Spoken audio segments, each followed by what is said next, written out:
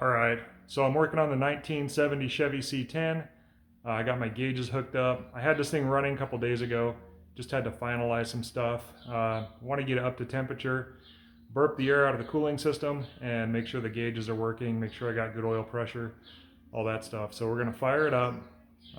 It's open headers.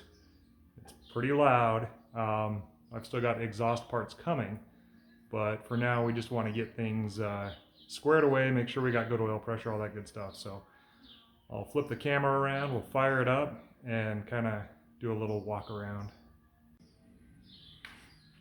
All right, so it still has a 350 in it. Did a bunch of work to the top end, put Vortec heads on it, aluminum dual plane intake, Holley carb, HEI distributor, cleaned it all up, put some ceramic coated headers on it, new water pump, fuel pump, all that good stuff. And when it's been running before, it sounds amazing. Still has a stock cam in it, but for what it is, it sounds pretty good. I don't want to run it for too long. Really don't want to piss off the neighbors, but the important thing here is checking the gauges, make sure they're good. So we're going to fire it up, watch our numbers, and see how everything looks.